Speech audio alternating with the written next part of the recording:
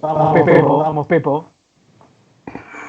Bueno, buenas noches a todas y todos los que nos están acompañando acá en esta que es la segunda actividad del ciclo Las Urgencias del Gobierno, que organiza el Partido Socialista,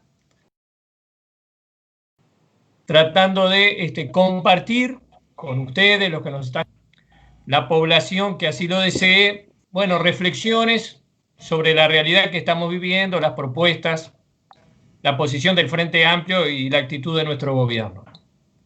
También, bueno, creo que cabe agradecer a los técnicos, a los compañeros del partido que han montado esta tecnología que nos permite comunicarnos y, por supuesto, a las compañeras y compañeros que están integrando el panel: María José Rodríguez, Verónica Mato, Ignacio Di Perna Ollamburu y Gonzalo Silvila. Yo soy José Núñez, seguramente la mayoría de ustedes no me conozca, integro el comité ejecutivo del partido y tengo actualmente la responsabilidad de representarlo en el secretariado y en la mesa política nacional del Frente Amplio. El tema nuestro es la ley de urgente consideración. Un tema largo, ¿verdad? Originalmente tenía más de 500 artículos y abordaba 37 asuntos. Ahora se encuentra un poco más reducido, pero no tanto en sus contenidos y en su extensión. Bueno, hay varios abordajes para hacer y bueno, los compañeros lo van a encarar. Yo acá me apuntaba unos breves comentarios iniciales.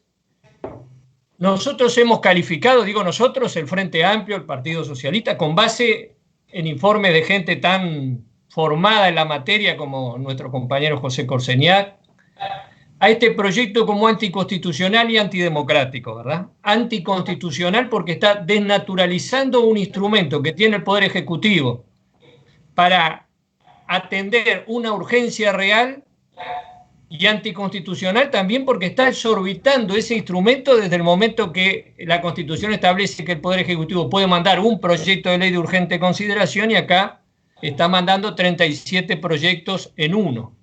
Como decía muy bien un compañero en el debate de la Cámara de Diputados, este gobierno mandó 500 artículos, el que viene puede mandar 700, el otro puede mandar 1100 y ¿dónde se va a terminar, no? Antidemocrático porque está avasallando al Poder Legislativo en la medida que le acota sus competencias, porque lo obliga a legislar en plazos mínimos, y antidemocrático también porque estos plazos tan reducidos nos permiten que el legislativo dialogue con la sociedad como lo hace habitualmente cuando va a tratar proyectos de esta significación. También se lo puede abordar por el problema de la oportunidad. El país vive una emergencia sanitaria. Esa emergencia sanitaria ha tenido un impacto económico y social muy negativo. No voy a detallar, todos sabemos, desempleo, gente que de un día para otro se ha quedado sin ingresos, caída del Producto Bruto Interno, repercusiones ahora, pero además de mediano y de largo plazo. Y en vez de estar discutiendo el Parlamento Nacional, colaborando con el gobierno en función de resolver ese problema, el gobierno lo que dispone es que hablemos de su programa político de campaña electoral. Entonces, ¿a qué nos debemos abocar hoy y a qué se debe abocar hoy el Parlamento Nacional y el gobierno? Y luego por su contenido, ¿verdad? O sea, se puede abordar. O sea, por el modelo de país que está proponiendo. Nosotros decíamos en la campaña electoral, acá el país tiene que elegir entre un proyecto de transformación productiva sostenible, con inclusión y con distribución del ingreso, con inclusión social y distribución del ingreso, o un modelo de ajuste que pretende redefinir el desarrollo o el crecimiento económico a partir de una redistribución regresiva del ingreso, concentrar el ingreso en los sectores más poderosos de la sociedad, y eso va en detrimento, naturalmente, de los trabajadores, los jubilados, y es lo que ha pasado, ¿verdad? La agenda de este gobierno: devaluación, aumento de tarifas, incremento de impuestos y ahora las pautas salariales, ¿verdad? Todo este paquete que va en ese sentido de ajuste, los decretos de contención del gasto. Y por último, otro abordaje posible, general, es por el dogmatismo, ¿verdad? Por el dogmatismo. Porque el Partido Nacional, el hoy presidente Lacalle, diseñó un programa en Uruguay antes de la pandemia. Y ahora ocurre una pandemia que es una crisis social, no solo en nuestro país, sino que en la región y en el mundo. Y vamos a utilizar exactamente las mismas respuestas que teníamos para antes de la pandemia. No nos damos cuenta que el país ha cambiado dramáticamente y que la realidad ha cambiado dramáticamente. Entonces, aplicamos las mismas propuestas que teníamos para una realidad a una realidad totalmente distinta. Y esto habla o de dogmatismo o de que se están sirviendo intereses de algunos sectores privilegiados y minoritarios más allá de la suerte que puedan vivir miles de compatriotas. Entonces, me parecía que, bueno, estos son algunos encares de carácter general sobre los cuales podemos reflexionar en la jornada de hoy.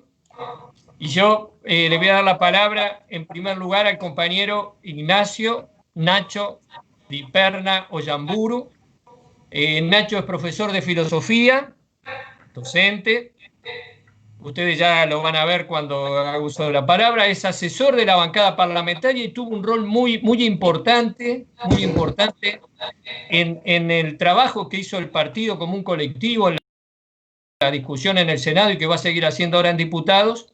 Y además tiene una responsabilidad política dentro del partido, también muy importante porque es el secretario político de la departamental Durazno, del Partido Socialista.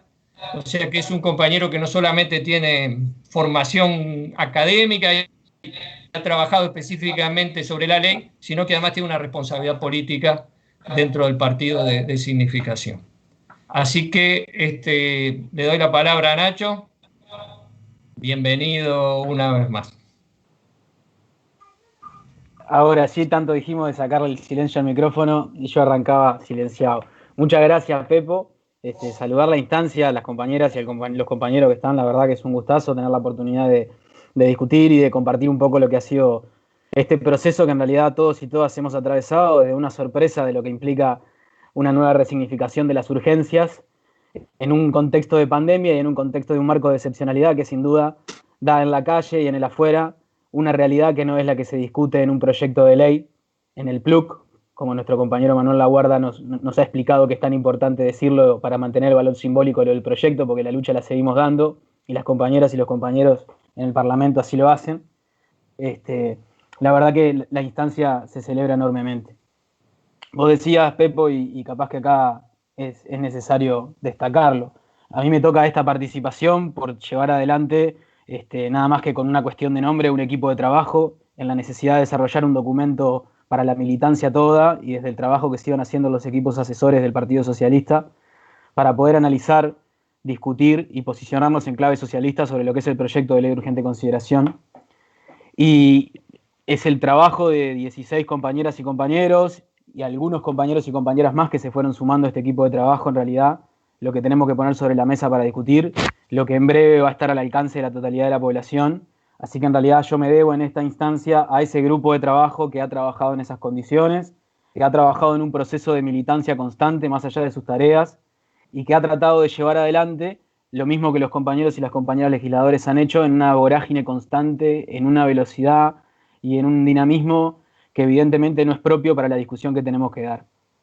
Vos mencionabas el inicio que tuvo esta historia del proyecto de ley de urgente consideración y su primera aparición con un cuerpo de 502 artículos, para luego una reducción a 501 y para luego, al día de hoy, que la compañera y el compañero diputado están discutiendo justamente de 476. Que tengo como 10 números en la vuelta, pero casi seguro, gracias Vero, que son 476. Lo que implica también que si bien se ha hecho una reducción, y eso es algo que tenemos que destacar sensatamente, porque hay una tarea legislativa para poder llevar adelante un proyecto que de no discutirlo, esto va de hecho, y yo creo que tiene que ver lo que vos habías mencionado, me parece muy relevante. Si no corríamos con esta cuestión de tratar de mejorar algo que sabemos que de por sí es malo, es dejarlo correr como corre, como es.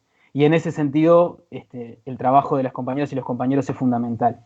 Todo el frente contó con un equipo asesor que tuvimos la suerte de conocernos en ese boliche también y en esa discusión, y la verdad que para nosotros fue súper enriquecedor todo lo que pudimos hacer. Ese equipo sigue trabajando y sigue generando. El trabajo de militancia y la pedagogía política que tantas veces hemos hablado y hemos discutido, siempre es más fraterna y es deseable en otro contexto. Estoy obligado y obligada a tener que poner el cuerpo a estas cuestiones y a nutrirse bajo presión. A veces esos escenarios son necesarios para crecer y para resignificar algunas cuestiones, creo que como izquierda, como socialistas y como compañeros y compañeras dentro del Frente Amplio, hemos sabido llevar adelante. Quisiera remitirme un cachito al documento puntualmente, documento que yo hoy no me animo a titular completamente porque creo que todavía estamos en un proceso como de elaboración colectiva puntualmente en ese nombre para darle, pero está claro que es un análisis del proyecto de ley de urgente consideración y un proyecto que desde el partido hemos decidido titular también como DARC, D-A-R-C, ¿no? Es un proceso. Ahora vamos a explicar bien un poquito más esa historia, pero para nosotros es eso, es un análisis desde ese lugar. El documento que vamos a estar compartiendo tiene una extensión cercana a las 100 páginas y ha tenido un trabajo inmenso de estos compañeros y de estas compañeras en distintos subgrupos, que antes de terminar la participación me gustaría tener los minutos para nombrarlos uno a uno y uno a una, porque se merecen enormemente el destaque. Y en realidad, cuando nos encontramos frente a la situación de poder discutir, creo que pasamos por lo mismo que pasó cualquier compañero, cualquier compañera y cualquier militante de a pie, en el hecho de encontrarnos frente a un cuerpo de reformulaciones, de un acceso complejo, de un acceso difuso y de una cantidad de documentos e información en la vuelta, que para tener realmente una apropiación y un conocimiento y una posibilidad de aprenderlos en los dos sentidos de la palabra se necesitaba tiempo. Eso jugó muy en contra también y creo que sigue jugando completamente en contra a la hora de poder discutir estos temas. Y es algo que vuelvo a mencionar. El trabajo al día de hoy, su cuerpo teórico más fuerte también está desarrollado y llevó una relación, una creación de división en subgrupos, donde entendíamos que dividir por secciones no era el mejor camino, sino que había que integrar las temáticas, porque era parte de la tarea comprender que el proyecto de ley de urgente consideración es un todo orgánico. Y es un todo orgánico que implica una vinculación y una articulación de artículos de diversas secciones que encierran por detrás, evidentemente, un proyecto ideológico y un proyecto político, que no es para nada urgente en el sentido de lo que la gente necesita y en la situación que estamos atravesando a nivel país y a nivel mundo, sino que es urgente para la instauración de un modelo programático, de una condición política determinada que evidentemente no camina por la senda que nosotros estamos caminando.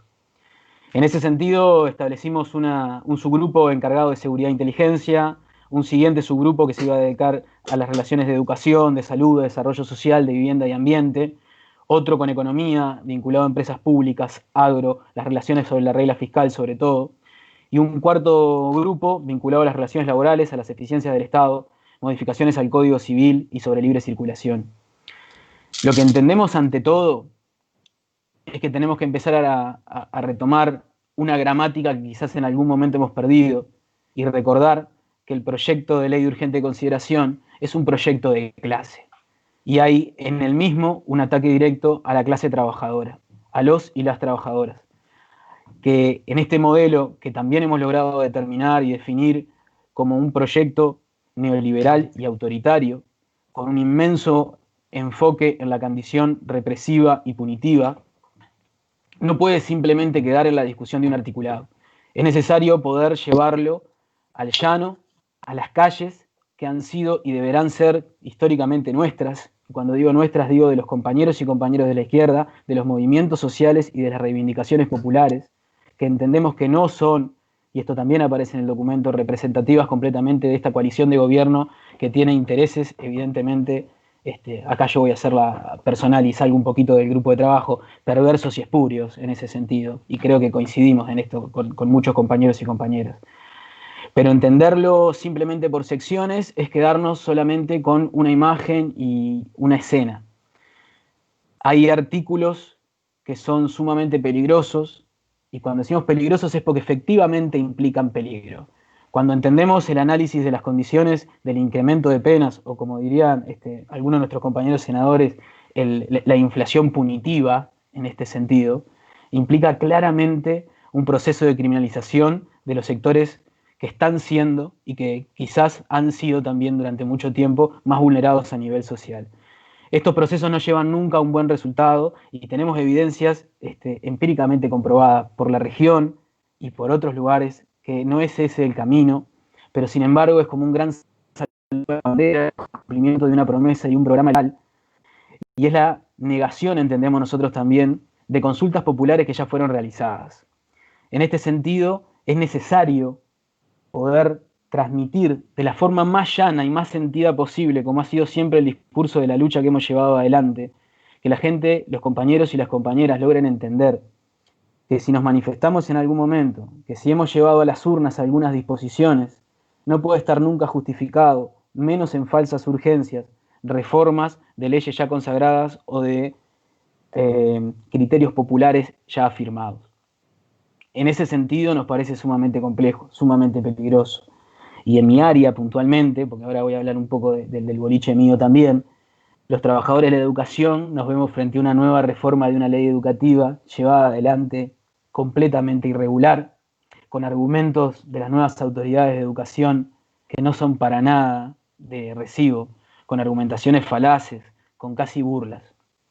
Nosotros entendemos que toda la clase obrera como tal, toda la clase trabajadora se ve lesionada en esto, pero sobre todo se ve lesionado lo que puede implicar a futuro el desarrollo de un modelo educativo con estas condiciones. Quizás hablar solamente de educación sería un tema aparte, pero solamente plantear algunas referencias puntuales que nos llevó este trabajo de disección, si se quiere, del articulado, que implicaba a su vez también un proceso de disección ideológica de poder transitar y poder descubrir qué había detrás realmente de cada propuesta y de cada reformulación articular.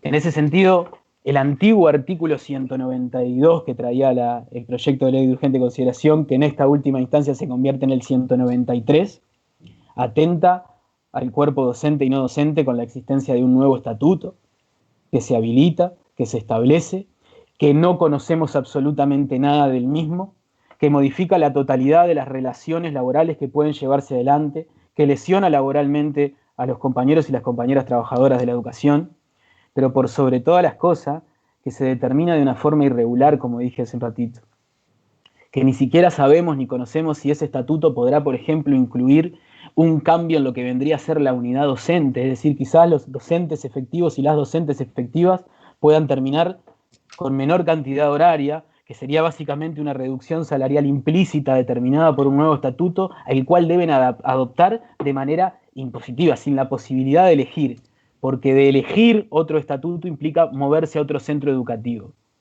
La realidad docente en nuestro país es clara y tendrá muchas cosas para hacer, y dentro del Frente Amplio también hemos aportado y hemos aprendido a los tumbos a llevar procesos adelante.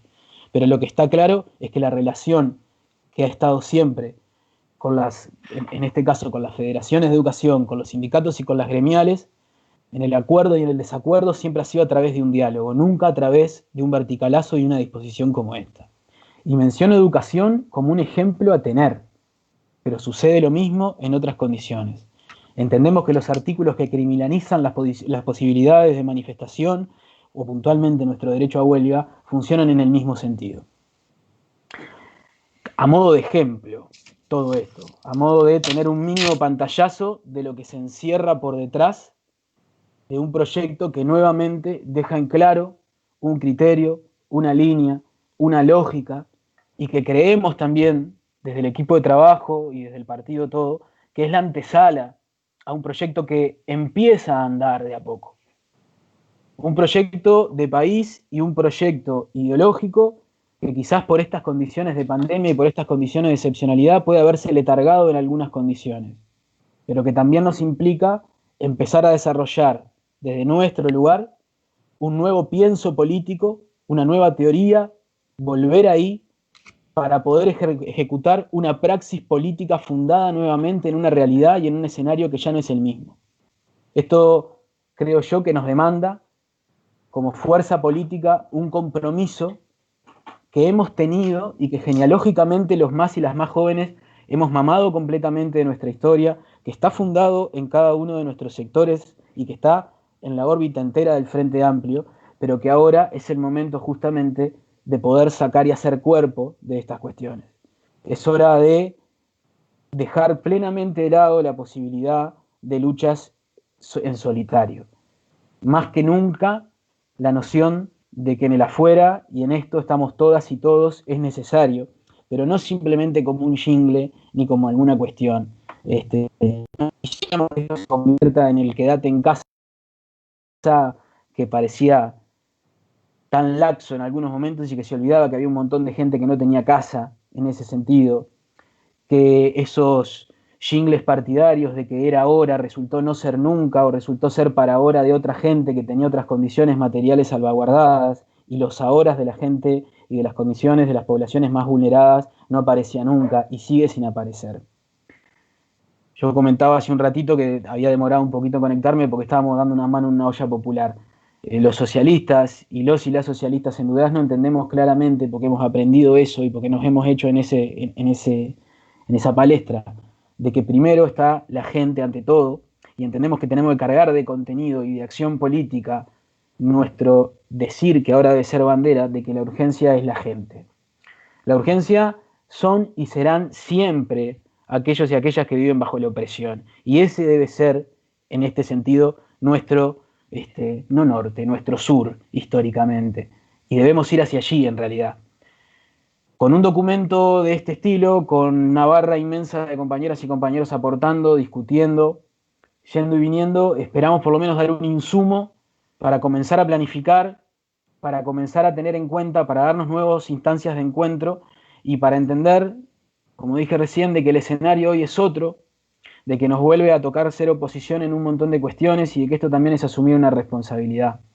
Y que hay un juego de reciprocidad necesario entre nuestros compañeros y compañeras legisladores y nuestros compañeros y compañeros en la militancia. Es necesario darnos el soporte y el apoyo de forma simultánea para saber que el objetivo es uno solo. Y un poco jugábamos con eso, Pepo, en el epígrafe que llevaba el trabajo. Seremos erizos entonces en ese momento, y sabremos una sola cosa que tiene que ver justamente con esto, con lo que son las urgencias, con lo que es resistir y con que en la situación que exista habrá un compañero y una compañera dispuesto a seguir adelante. Bueno, muchísimas gracias, Nacho. Bueno, ustedes jugarán, los que están escuchando, pero la verdad que un gran aporte el tuyo. Y le vamos a dar la palabra ahora a la compañera María José Rodríguez. María José es delegada al Plenario Nacional del Frente Amplio por el departamento de Río Negro, por la departamental de Río Negro, o sea, electa por los Frente Amplistas. A su vez es compañera del Partido Socialista y fue candidata a diputados en las recientes elecciones por una lista común que hicimos varios sectores en Río Negro, la 90-609-1303, o sea que hubo varios sectores que estuvieron de acuerdo en acompañar y respaldar la candidatura de María José. Y actualmente también el plenario departamental del Frente Amplio la eligió como integrante de la plancha, como suplenta del compañero Oscar Terzaghi, que será nuevamente candidato a intendente departamental. Es además mamá de dos varones y una nena, ¿no, María? De dos varones y una nena. Bueno, como María es también Nacho actualmente, ¿no? Pero como María es delegada al Plenario Nacional del Frente Amplio por una departamental del interior del país, nos gustaba que ella nos trasladara un poco la visión que desde ese lugar, a veces lejano de la capital, no tanto quizás en distancia, pero muchas veces en discusiones, en información, en capacidad de participar, bueno, que nos diera su mirada desde allí sobre este proyecto. Bueno, muchas gracias, Pepo. Gran presentación. 3 hijos, sí, y un nieto de 4 años, así que no lo olvidemos a Rodrigo. Bueno, un placer poder estar acá.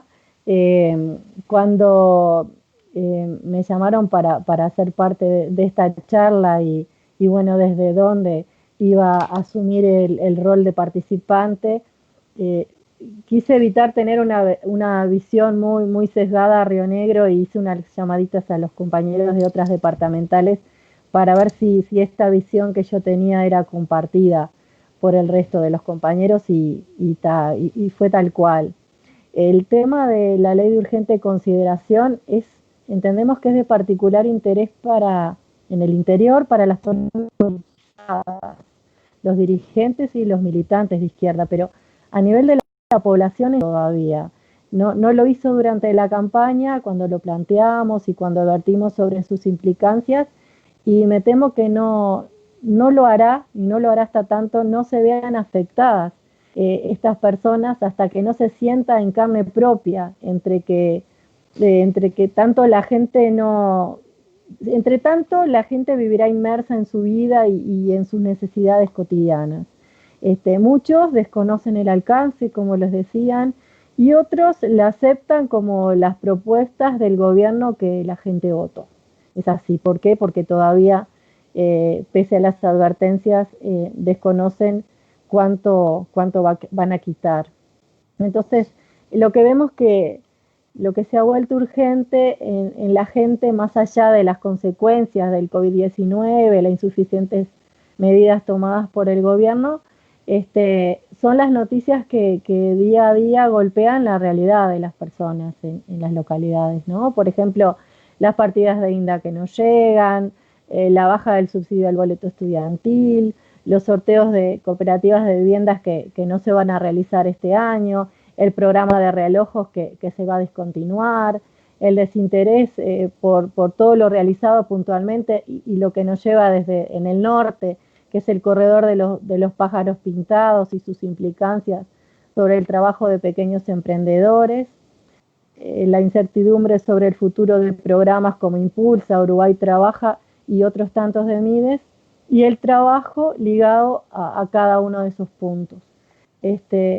Me puse a pensar, bueno, el tema del trabajo ligado a todo esto y lo que motiva la charla es la ley de urgente consideración, y donde por ahí yo me siento un poquito más como pez en el agua por mi actividad laboral y por los estudios realizados, es todo el tema de los recortes a la ley de inclusión financiera.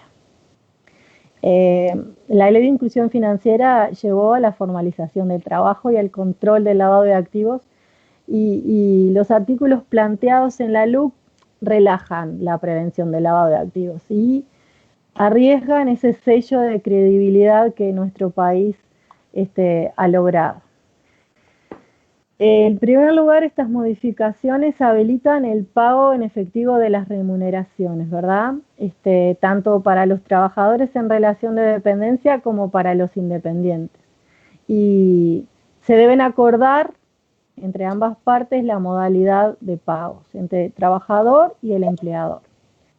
Esto se vincula directamente con la posible evasión, la informalidad, el empeoramiento de las condiciones laborales, el acceso al crédito por parte del trabajador, la malversación de partidas por las que los trabajadores están obligados a aportar, por ejemplo, por un porcentaje del salario, como puede ser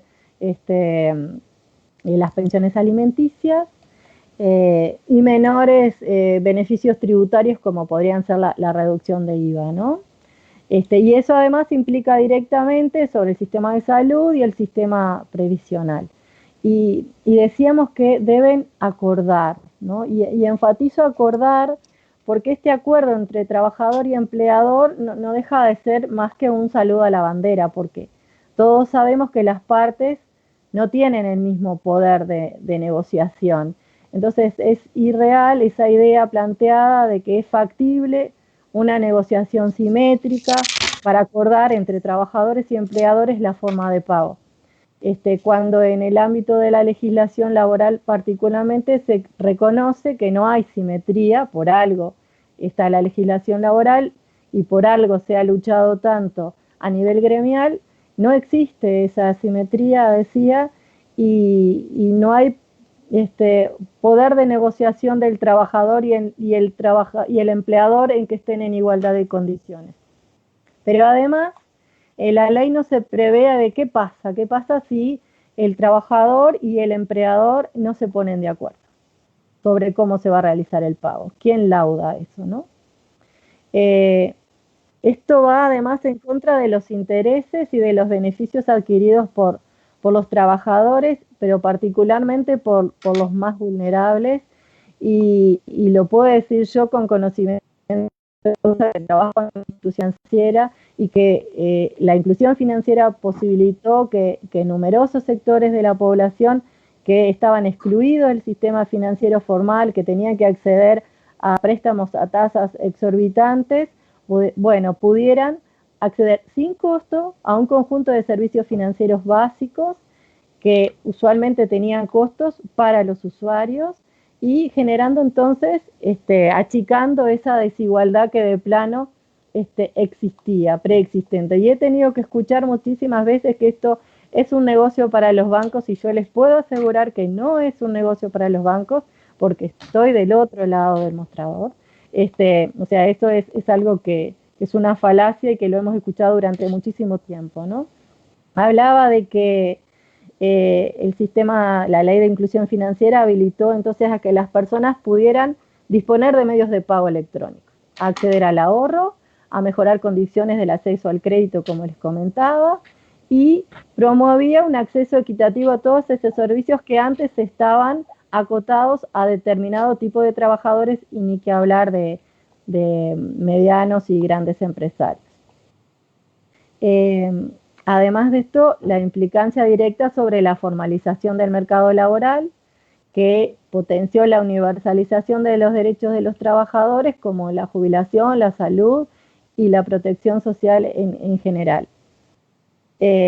Hablaba eso, que se mitiga, la ley de inclusión financiera mitiga la asimetría esa de la relación entre trabajadores y empleadores, pero sobre todo al comienzo de la relación laboral, que es cuando se fija el medio de pago. Y yo me imaginaba hoy día, cuando hay decenas de miles de ciudadanos desempleados, seguro que aceptarían cualquier tipo de contrato precario, un contrato a término, aún renunciando desde el inicio de la relación laboral a una indemnización por despido. Y uno dice, pero ¿cómo serían capaces de hacer esto? Y sí, porque la gente hoy necesita trabajar. Y ahora se le posibilitaría, a través de la ley de urgente consideración, a este tipo de evasiones, digamos, ¿no? Entonces, yo cambiaría esa palabra acordada, porque la realidad es que será impuesta por el empresario, sobre todo, decía, a la hora del inicio de la relación laboral, porque asumo que aquellos que estamos cobrando ya a través de bancos deberíamos de seguir cobrando igual. En suma, la inclusión financiera es un aspecto importante de la inclusión social, por la vía de la democratización y la universalización del acceso a los servicios, y propende a una equidad, a una mayor equidad, desarrollo y bienestar social. Pero también habilita el pago en efectivo. A través de esta ley se habilita el pago en efectivo de prestaciones, de servicios sociales, de complementos salariales pagados por institutos de seguridad social o las compañías de seguro. Hoy día, desde el comienzo de la pandemia hasta la fecha, no hay día que no llegue algún trabajador a solicitar que se le adhiera el pago de alguna prestación del BPS a través de la cuenta bancaria. Entonces, la derogación de este artículo de la Ley de Inclusión Financiera quita la posibilidad de que haya medios electrónicos gratuitos para aquellos que reciben beneficios sociales, como estos, como puede ser la asignación familiar o como puede ser el seguro de desempleo. Yo estoy seguro que no sería la voluntad ni la intención del Poder Ejecutivo de cobrar estas cuentas bancarias a quienes van a percibir una asignación, pero bueno, de derogarse es lo que se plantea, porque los bancos, si no están obligados a que la cuenta sea gratis, pierdan cuidado que la van a cobrar. Hablábamos también que se propone la derogación de artículos que restringen el uso del efectivo de pagos elevados, ¿no? Capaz que $4.000, como está previsto ahora para todo lo que es compraventas de bienes inmuebles, adquisición de vehículos o pago de tributos, nos quedó un poco corto, ¿no? Pero llevarlo a $100.000 como que parece demasiado grande esa cifra, ¿no? ¿Quién no podría pensar que esto no despierte sospechas claras de que puede haber temas de eso, ¿no? Viabilizar estos montos en transacciones tan elevadas definitivamente facilita el proceso a los narcotraficantes. No le estoy asignando intenciones al gobierno, pero facilitan operaciones ilegales vinculadas al narcotráfico, definitivamente facilitan estas actividades. Hay alrededor de 30 delitos que son precedentes para el lavado de activos y la mayoría de ellos, excepto la defraudación tributaria, que tiene un mínimo de $100.000, el resto, por ejemplo, el de contrabando, tiene montos mínimos de $20.000 para ser considerados como delito precedente para el lavado de activos. Y nosotros estamos pensando, nosotros no, el Poder Ejecutivo, en una ley que ponga montos superiores a los $100.000. Entonces, miro el machete, Pepo, porque si no me olvido. Como consideración general, cabe señalar que estas modificaciones van en sentido contrario de la tendencia internacional. Y ya estoy teniendo tiempo y me preocupa desde mi lugar de empleada bancaria, porque ya lo sufrimos en carne propia. Y la pregunta es, ¿estamos dispuestos a asumir el riesgo de cómo tomará Gafi estas acciones? ¿Afectarán? ¿Alguien nos asegura que no lo harán? ¿Podemos negociar con Gafi estas flexibilizaciones? ¿Qué pasará con la calificación de Uruguay? Digo, me quedan un montón de cosas sobre el tema que me encanta, pero bueno, para cerrar, la ley de urgente consideración no es inocua. Quita incentivos a la formalidad laboral, implica un costo mayor para los trabajadores, representa un riesgo para la seguridad pública porque recordemos que aumenta el uso de efectivo y además flexibiliza los controles de lavado de activos en un momento en el que el narcotráfico amenaza con su violencia sobre la sociedad y brinda oportunidades, esta ley brinda oportunidades a quienes se dedican a esta actividad ilícita y pueden blanquear el dinero que obtienen. Listo, Pepo. No escucho.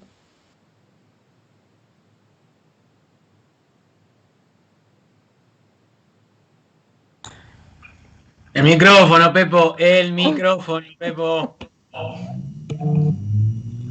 Bueno, no hay por qué hacer tanto escándalo.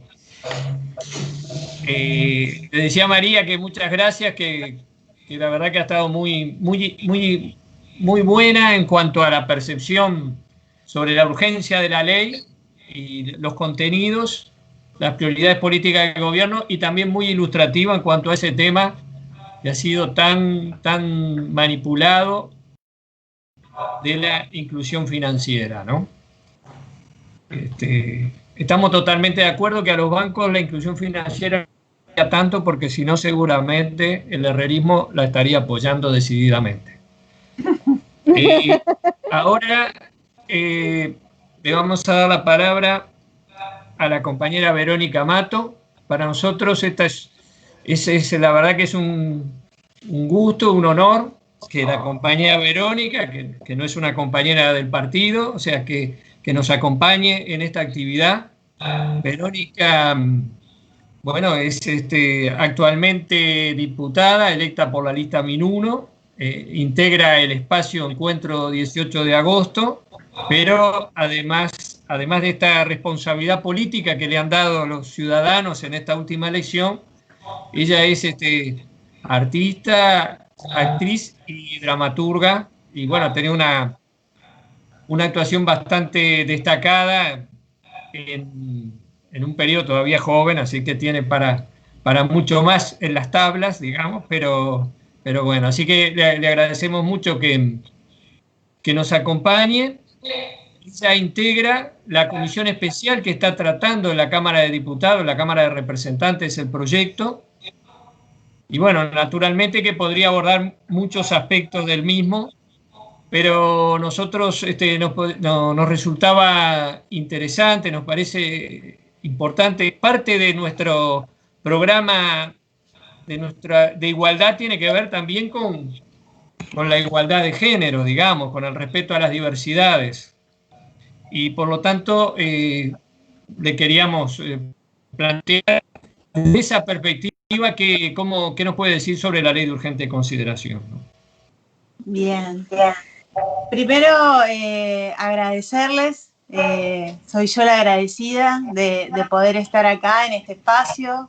La verdad que un gusto poder escuchar a los compañeros. Un gusto realmente, siempre se aprende algo, nos sacan nuevos piques para esta lucha. Yo considero que es para mí, ¿no? Voy a contarles para mí lo que es. Para mí ser diputada es un espacio de militancia más. Simplemente con otras responsabilidades y con determinadas características. Pero es un espacio de militancia. Así yo lo considero, no me considero o sea, estamos todos acá en la lucha con Gonzalo. Estas ojeras que ven tienen que ver con eso, con que el Frente ha decidido salir a dar pelea para que esta ley de urgente consideración, que como vos bien lo has dicho, de urgente no tiene nada, estas falsas urgencias que se nos presentan, salir a darle pelea. No quedarnos con los brazos, ¿no?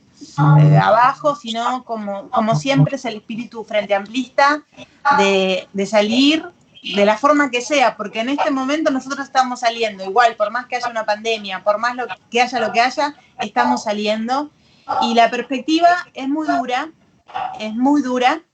pero nosotros igual decidimos que este era el camino para que la gente, para que el pueblo uruguayo no tuviera que sufrir tanto. En esta pregunta que vos me haces, yo te contesto que hoy una de las grandes urgencias que tiene este país es la violencia de género. Todos los días tenemos noticias de explotación de mujeres, de homicidio, ¿no? De asesinato a mujeres, de violencia intrafamiliar, de abusos a niñas, niños y adolescentes. Eso realmente es una gran urgencia. Es una emergencia nacional, como Tabaré Vázquez lo determinó allá en diciembre del año pasado. Realmente, eso es una gran emergencia nacional, es una urgencia. Nos pasa que las mujeres nos están matando. Y no es que nos están matando hace mucho que nos están matando, lo que pasa es que en este momento los derechos de las mujeres hemos peleado muchísimo por ellos y además son visibles. Ha sido toda una lucha de las mujeres por eso.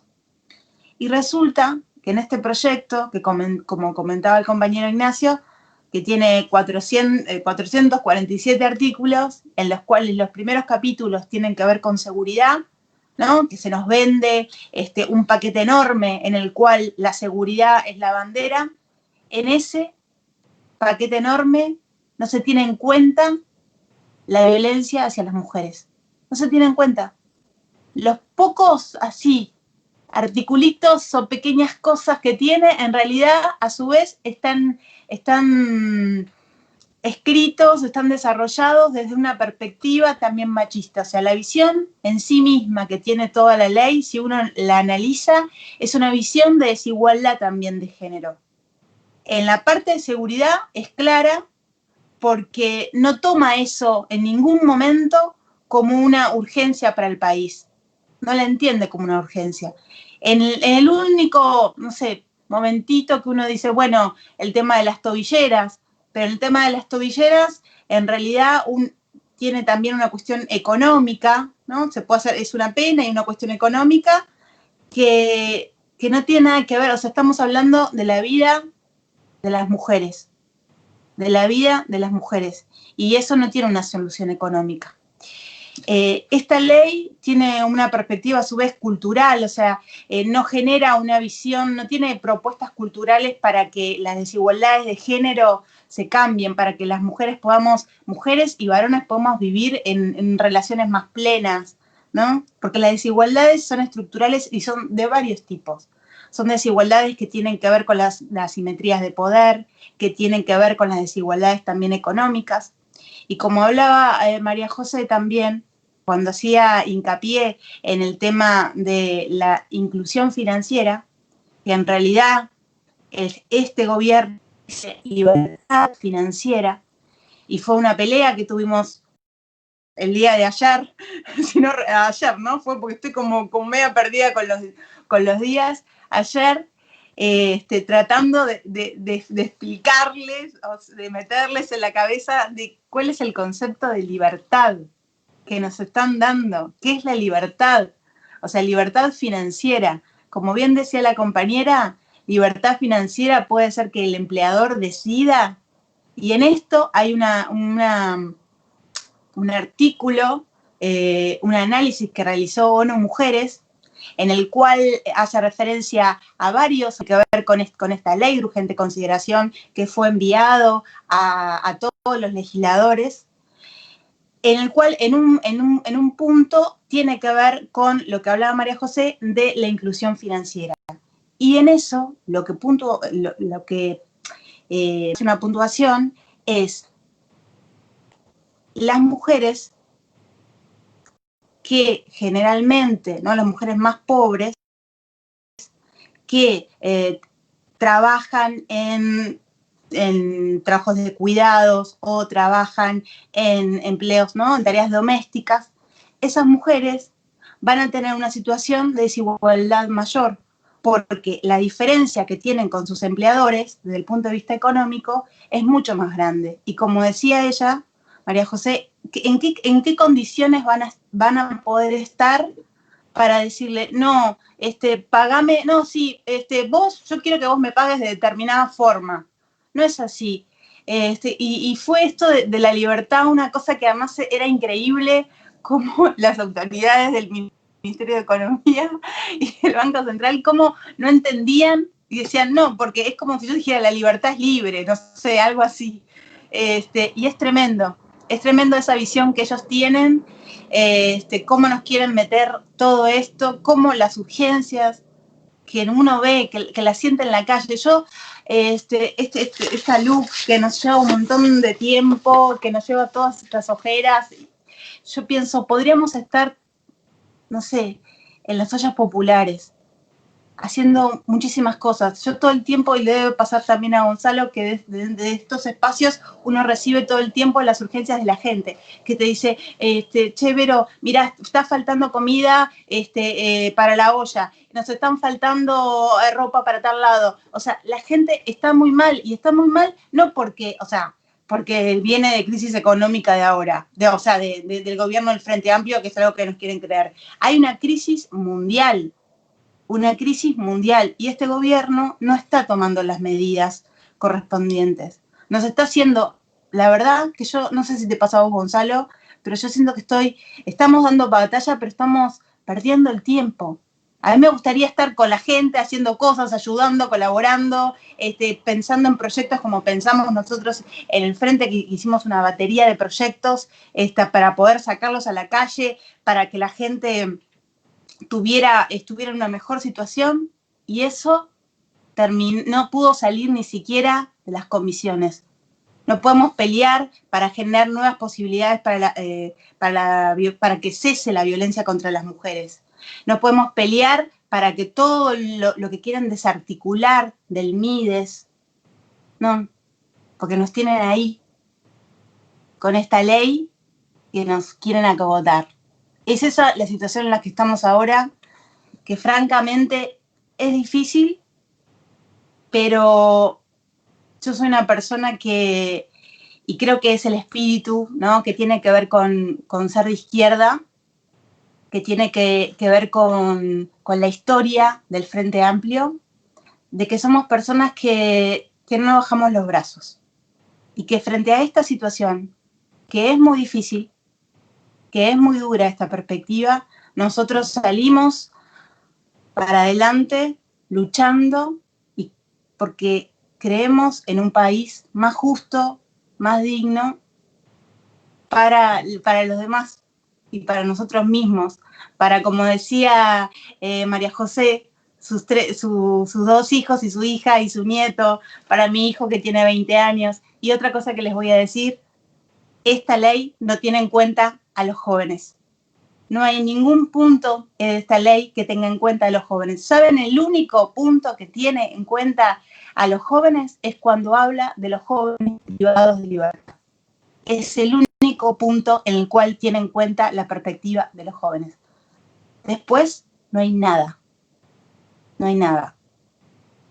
Por eso, en realidad, además de todo, esta es una invitación a que arriba, compañeros, una felicidad enorme. Tengo acá este hermoso cuadro que es como verán, de Luisa Cuesta, con la imagen de Luisa Cuesta, que lo hizo la compañera de José, Brenda Ficera, que es una pintora uruguaya, que me llena de felicidad poder tenerlo. Ella, bueno, me lo cedió para que me dé fuerza acá, en este espacio, que es un espacio de lucha, que es un espacio de militancia. Así que con esta imagen de Luisa, cuidándonos a todos, guiándonos por el camino que tiene que ser, ¿no? Sin bajar los brazos y luchando para construir un mejor país.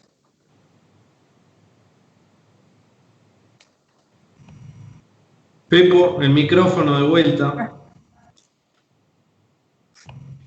Muchísimas gracias, Verónica, y bueno, muchas gracias por el final, que me cabe por mi compañera, la autora del cuadro, pero sobre todo por esa evocación de ese espíritu de lucha, aún en las condiciones más adversas, ¿verdad? De esa convicción y de esa firmeza en los momentos más difíciles, que es lo que nos llevó a poder gobernar el país y hacer tantos cambios, seguramente, también con cosas pendientes, pero bueno, que nos tiene que llevar ahora a dar esta pelea, como vos decías. Te pido disculpas, no sabía que eras mamá, te felicito, o sea, por eso no lo mencioné lo de María José. No. Y pero además soy mamá grande, mi hijo ya tiene 20 años, o sea.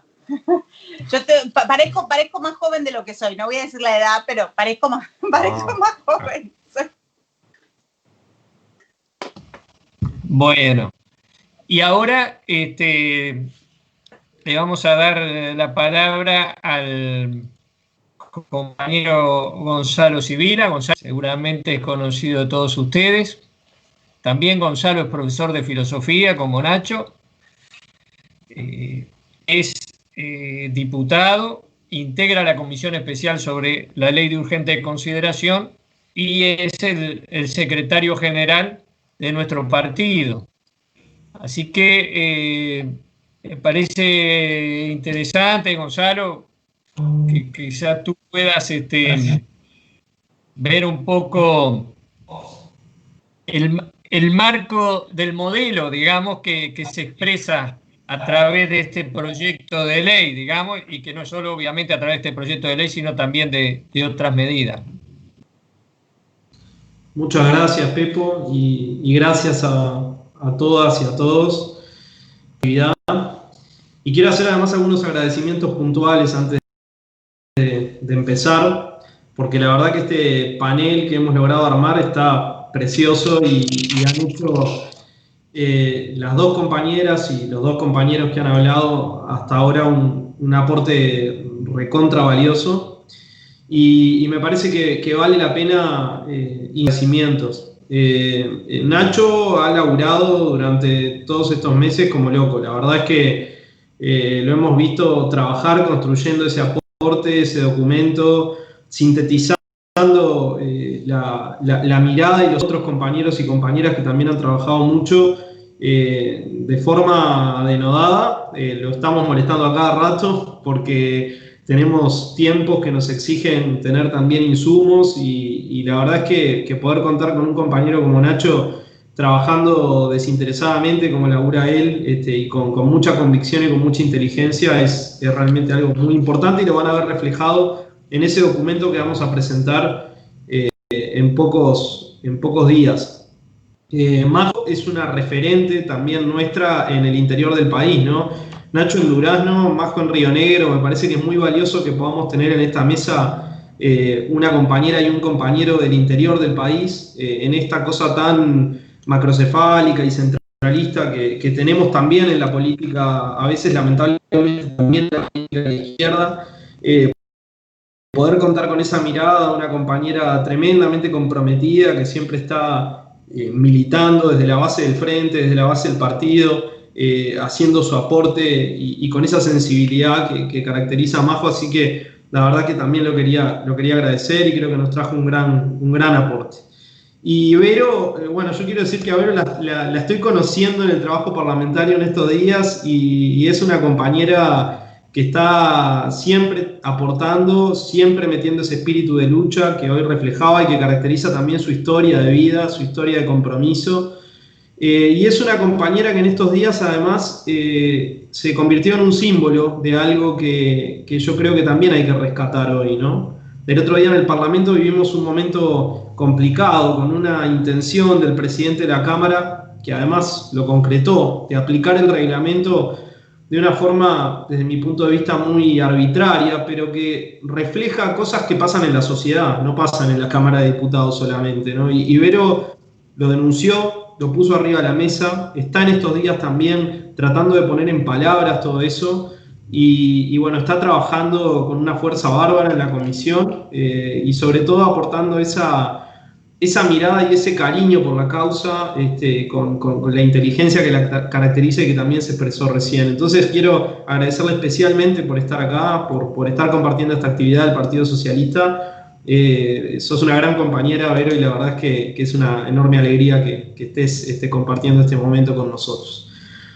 Pepo hacía una pregunta que tenía que ver con el modelo, ¿no? Con lo que está de fondo de este proyecto. Y creo que ustedes...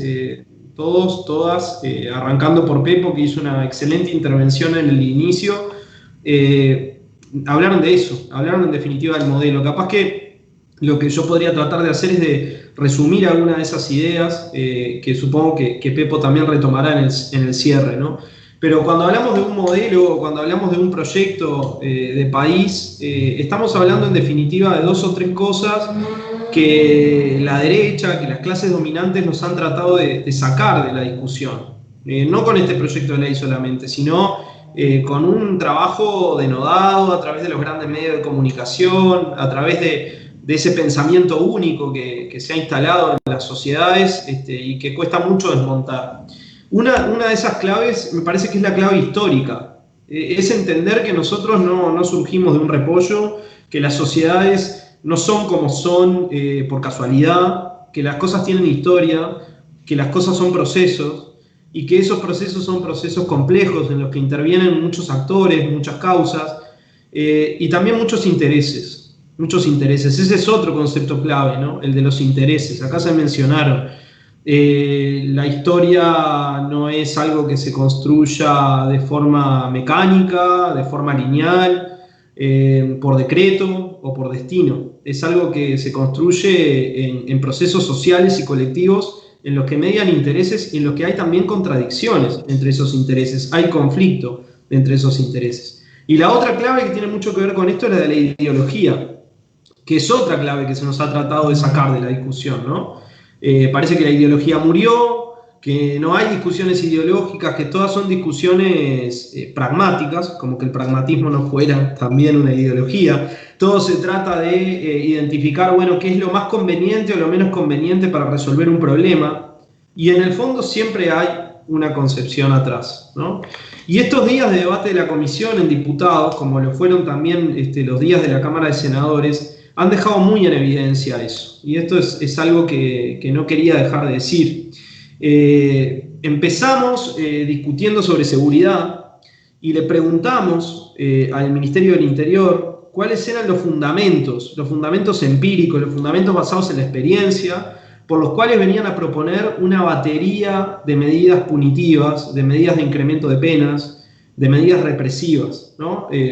Hay una serie de medidas en este proyecto que nos quitan garantías a los ciudadanos y a las ciudadanas, que le dan espacio a las fuerzas represivas para hacer prácticamente lo que quieran.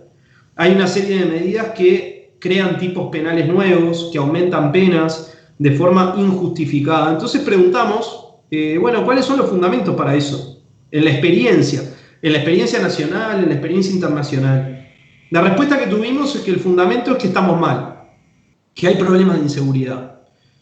Y la verdad es que eso no es un fundamento para poner estas soluciones. Es decir, si estamos mal, si hay problemas de seguridad, cosa que nosotros reconocemos, porque esos problemas existen y son de convivencia y son de violencia, algunos los mencionaba Vero y no están dentro de la agenda de la propuesta del gobierno, pero si esos problemas existen, nosotros tenemos que identificar cuáles son sus causas y en todo caso ver cuáles son los mejores instrumentos para resolverlos. Lo cierto es que no nos pudieron demostrar, ni siquiera en una frase, en un intento de resumen o de fundamento, por qué aumentar penas, seguir aumentando penas, quiero decir, porque también en los gobiernos del Frente Amplio lamentablemente votamos varios aumentos de penas y a mí no me gusta hacer de cuenta que el país empezó el 1 de marzo. Me gusta también hacernos cargo y hacer las autocríticas que haya que hacer. Esto es mucho más grave, pero lo cierto es que el país ya tiene evidencia de que los aumentos de penas no resuelven los problemas de inseguridad. Y se profundiza en esa visión y además en una serie de medidas que barren garantías, cosa que nosotros no hicimos, obviamente, como gobierno frente amplista y que hoy aparece en el paquete. No hay evidencia, no hay fundamentos en la experiencia, lo que hay es una ideología. Es una filosofía según la cual hay que dar palo, según la cual se trata de reprimir más y más duro, pero ojo, que no se trata de reprimir más y más duro a todo el mundo. Se trata de reprimir más y más duro a los pobres y a los jóvenes, porque los delitos que se mencionan y para los cuales se incrementan penas o se crean tipos penales nuevos, son delitos que cuando uno mira la composición social del delito, están ubicados en esos estratos sociales y en esas generaciones. Entonces no es inocuo, como decía María José hace un rato. Hay que hacer una disección ideológica, como decía Nacho en el arranque, porque acá hay intereses atrás, ¿no? Cuando le preguntamos al gobierno qué resultados se comprometía a lograr si se aprobaban estas normas, que ponen en riesgo garantías para los ciudadanos y las ciudadanas, nos dijeron que se comprometían a hacer lo mejor posible, a disponer de todos los medios para lograr lo mejor posible. Eso no es una respuesta que tenga que ver con instrumentos para resolver un problema. Eso es una respuesta que tiene que ver con una intención, que yo no digo que no la tengan, pero no para proponer estas medidas que se están proponiendo. Y algo parecido nos pasó en la discusión sobre economía. Vero ahora mencionaba algunas de las cosas que hemos tenido que escuchar en la comisión o que nos han pasado en estos días. Majo traía el tema de la inclusión financiera. Bueno, les quiero decir que también tuvimos un intercambio sobre el tema de la regla fiscal, que es otra propuesta que está dentro del proyecto de ley. La ministra de Economía hizo algo que destacamos en relación a lo que hizo el Ministerio del Interior, porque vino sí con algunos fundamentos teóricos respecto de por qué se proponía una regla fiscal, pero nos dijo con claridad que no había ninguna evidencia de que la regla fiscal tuviera un nexo causal con mejores resultados fiscales. Entonces le preguntamos por qué la proponen. Y bueno, la proponen, dice, para dar una señal. Y esto tampoco es inocuo. ¿Señal para quiénes? ¿Qué señal, no? La realidad es que esa respuesta quedó también bastante vacía. Porque en el fondo lo que hay son intereses que no se pueden decir, que no se pueden confesar, porque tienen que ver con sectores muy minoritarios de la sociedad. Es lo mismo que pasa con la inclusión financiera. Hay sectores que representan políticamente a aquellos que en la actividad financiera hacen negocios para enriquecerse a cualquier costo y que no les sirve la regulación. Y cuando se dice que en realidad se va a dejar librado al acuerdo entre el patrón y el trabajador la forma en que se va a cobrar el salario, lo que se está diciendo es que el patrón es el que va a decidir. Es lo que decía Majo recién, porque hay una asimetría de poder. ¿Y por qué dice eso el gobierno? Porque está ubicado del lado de las patronales y no del lado de los trabajadores. Y esto es algo que nosotros tenemos que poner arriba de la mesa.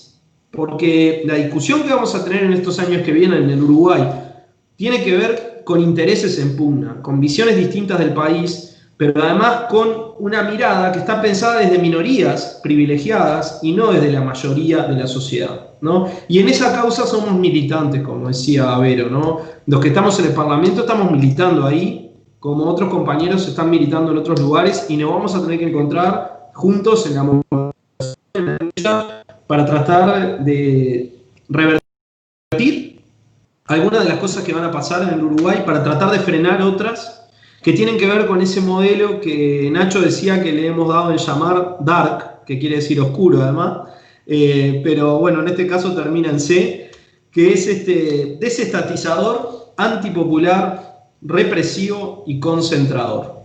El neoliberalismo autoritario, ese proyecto de clase, ese proyecto de algunos privilegiados que quieren retirar al Estado de sus negocios para poder hacer y deshacer como quieran, y agrandar el Estado a los efectos de reprimir al pueblo y a los trabajadores. Esa es la síntesis de lo que viene en este proyecto de ley, y es la síntesis del proyecto de país que representa este gobierno.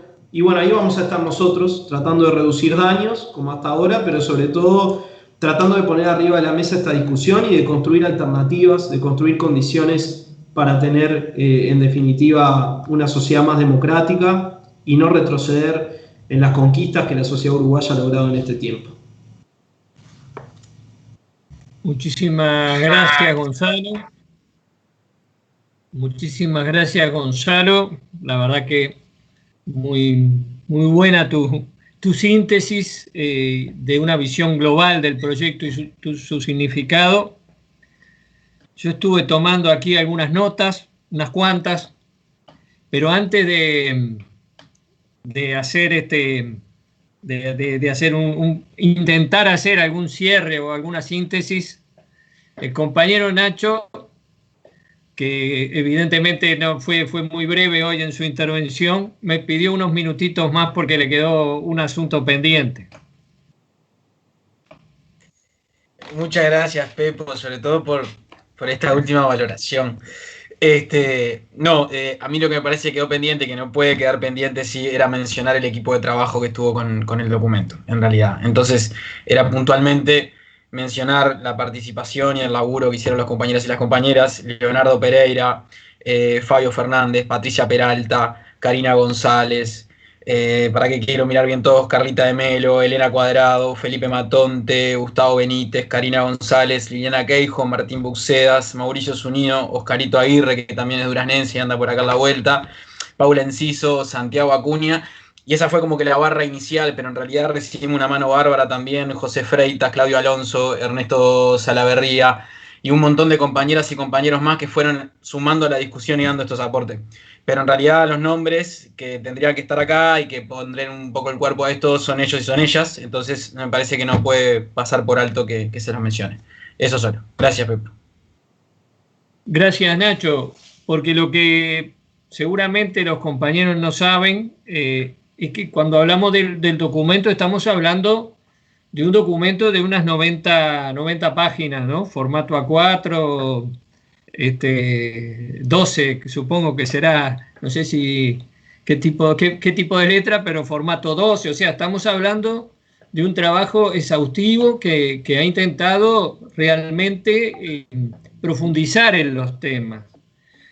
Nosotros, me parece que esto es lo primero que uno podría rescatar, y tomando un poco cuando Nacho hablaba del trabajo colectivo, nosotros no queremos dar una discusión en base a consignas, sin negar la importancia de las consignas y de la agitación, pero nosotros queremos razonar, tenemos razones, estamos convencidos, defendemos una causa que consideramos que es justa y que la podemos sustentar con argumentos, no precisamos dar manija ni agraviar.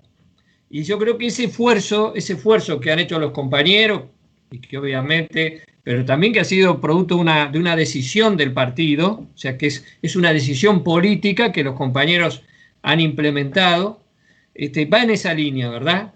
Es parte, si queremos, de esa reflexión autocrítica que tenemos que hacer, o sea, mejorar, rectificar rumbo. Uno de ellos es discutir con la gente y discutir con elementos, o sea que es una apuesta, yo creo, importante, ambiciosa. Quizás otros compañeros de otros sectores o de otros partidos frente amplistas estén trabajando en la misma línea, ojalá sea así, pero nosotros lo vamos a hacer como una contribución para todo el Frente Amplio, o sea, porque va a ser un documento público que pretendemos que ayude a todos nuestros militantes a dar esta reflexión. Así que yo también subrayo este esfuerzo y que puso énfasis, yo creo que muy bien Nacho en su intervención en el trabajo colectivo, etcétera, y hace bien en destacarlo, ¿no? Después, Verónica decía por allí, estamos perdiendo el tiempo, se siente como que estamos perdiendo el tiempo porque en la calle se vive un drama social, muchos dramas, ojalá fuera uno solo, ¿verdad? Porque está el tema de la violencia, ¿verdad?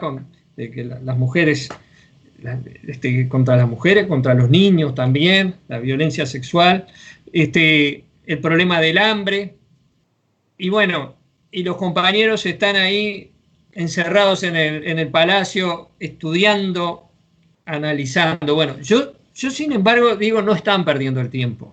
Obviamente el gobierno no está tomando el rumbo que tendría que tomar, sin duda, pero yo digo, no están perdiendo el tiempo. Yo hago pie en ese sentimiento, que lo entiendo perfectamente, y en el lugar de ellos capaz que también lo sentía, para decir, yo creo que nuestra bancada, disculpen, nuestra bancada de senadores ha hecho un trabajo excelente, y me parece que vale reconocerlo acá, naturalmente, con todo el apoyo. No fueron solo los senadores, sino que estuvieron todos los compañeros que estuvieron trabajando, pero han hecho un trabajo excelente, y yo creo que dentro de las restricciones por el blindaje mediático que tanto se habla, nuestra posición ha quedado muy bien defendida y muy bien sostenida ante la opinión pública, y hay muchos temas donde no hemos encontrado respuestas, digamos, más allá de la mayoría, naturalmente, de la mayoría, que contra la mayoría no hay argumento. Pero yo creo que están dando una batalla muy importante y muy necesaria y con muchos elementos, y yo creo que el Frente Amplio, que es minoría, que perdió las elecciones, que obviamente no es amigo de los grandes medios de comunicación, está también en gran parte por esa labor que se está haciendo en el Parlamento, posicionándose bien políticamente en esta discusión, ¿no? Yo creo que los compañeros mencionaron muchos aspectos. María José hacía referencia a que efectivamente hay una realidad económica y social que no está contemplada por este proyecto, y que de alguna manera es necesario que nosotros salgamos a denunciar y a dar la batalla por ella. Y luego, tanto ella como Verónica mencionaron aspectos específicos que tienen que ver con las falencias de la ley, en cuanto, por ejemplo, este tema de la inclusión financiera, que en definitiva fue un agregarle derechos a los trabajadores, y que de alguna manera hoy lo que estamos haciendo es quitarle derechos a los trabajadores y poner en una situación que es funcional no a mejorar su condición, sino a darle más recursos para que se apropie el patrón de su trabajo por distintas maneras, o para que ¿verdad? Como los temas de la violencia que decía Gonzalo, y como se ha dicho, la criminalización de la protesta social. No hablamos acá de la reglamentación del derecho de huelga, por ejemplo, de todo el tema de los piquetes, ¿no? Entonces, a mí me parece que son muchos asuntos y me gusta repetir el resumen que se hacía. Nosotros dijimos en la campaña electoral que aquí se confrontan dos modelos. El modelo que apunta a que la economía funcione al servicio del capital, digamos, y retomar el crecimiento económico desde esa perspectiva, ¿no? Y este es un gran proyecto que tiene, por un lado, la reducción del papel del Estado para que haya menos regulación, la restricción del gasto público, lo que implica menos impuestos y menos carga tributaria, y una redistribución de la carga tributaria seguramente vendrá en beneficio del gran capital, y luego instrumentos para intentar reprimir la movilización social. Ese es parte del esquema al que nos enfrentamos a través de los distintos artículos. Nuestra respuesta, me parece que nuestra respuesta va por lo que han dicho varios compañeros en sus intervenciones, ¿verdad? O sea, naturalmente, denunciar la política, defender nuestra propuesta, dar la batalla en el Parlamento por, como se dice acá, reducir el daño, tratar de que la ley sea lo menos mala posible, pero naturalmente salir a trabajar con la gente, salir a reconstruir nuestra propuesta política desde los barrios, desde las organizaciones sociales. No vamos a quebrar este modelo a partir de negociaciones políticas con los distintos actores que integran la coalición. La coalición llegó al gobierno, es una coalición complicada porque hay diferentes opiniones, diferentes corporaciones, diferentes tradiciones políticas, pero tiene un proyecto claro. Se unieron para que el Frente Amplio perdiera las elecciones, sí, se unieron por eso, pero también tenían un programa. Como yo justamente escribí en un artículo, me lo recordaba Gonzalo, cuando el ex senador Mieres integró la coalición, no sabía que iba y aceptó el Ministerio de Trabajo, no sabía que iba a reglamentar el derecho de huelga, se enteró cuando llegó el proyecto de ley, no, sabía que esa era parte de los compromisos de esta coalición, porque esta coalición tiene un objetivo político que disminuir, redistribuir el poder en la sociedad uruguaya, hacer retroceder lo que en estos 15 años se logró con un movimiento sindical empoderado y multiplicado varias veces sus fuerzas, con ámbitos múltiples de participación social, con un movimiento cooperativo de vivienda que tuvo una enorme expansión. Bueno, hay que reducir todos esos espacios de poder popular y volver a la vieja lógica de la política desde las cúpulas y desde el control de la opinión pública a través de los grandes medios.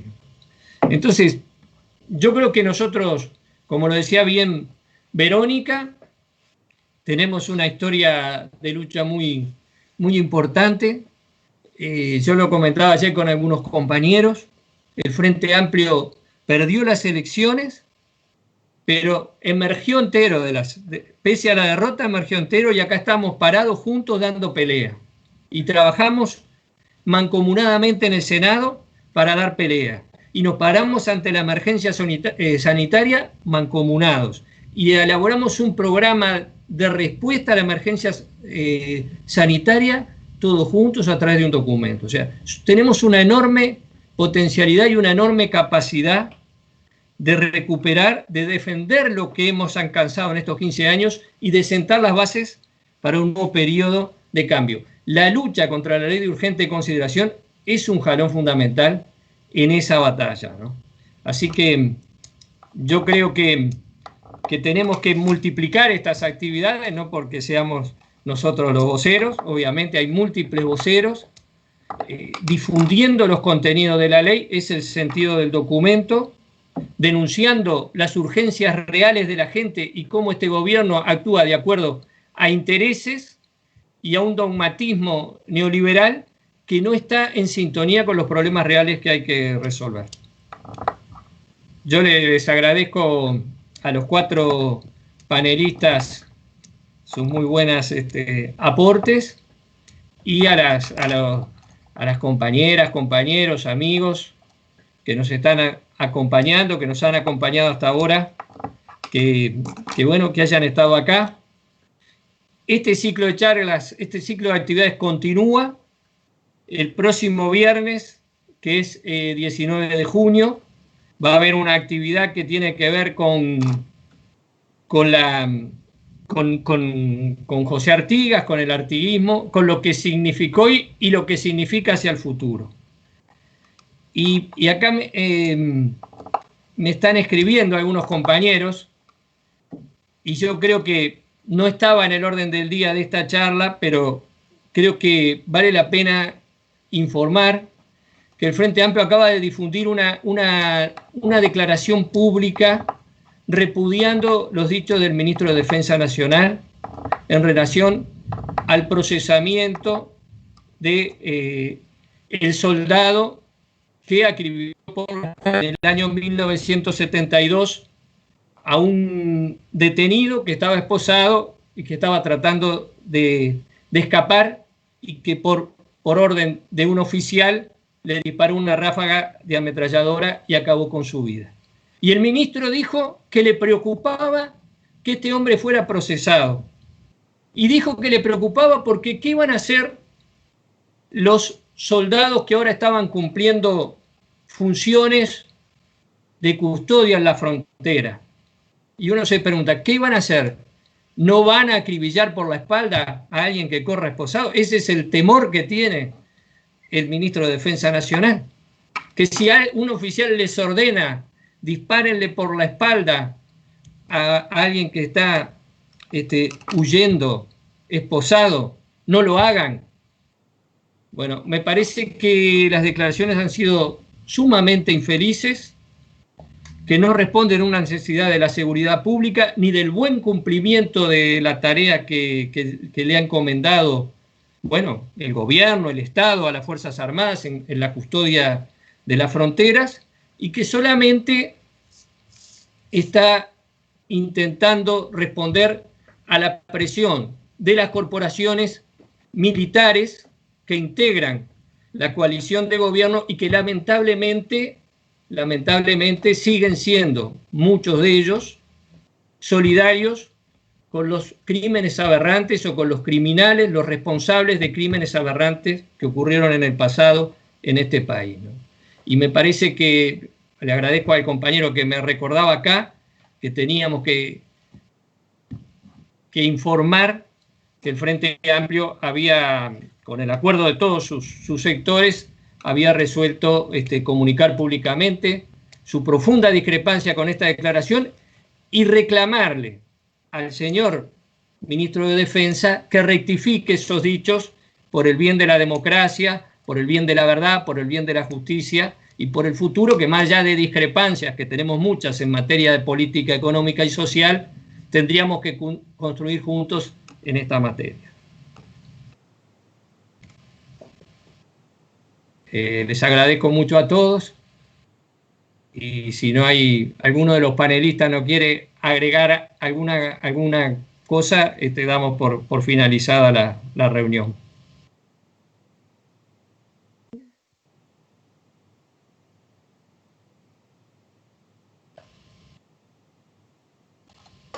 El micro, Vero. El micrófono, Vero. No, se dio vuelta la imagen.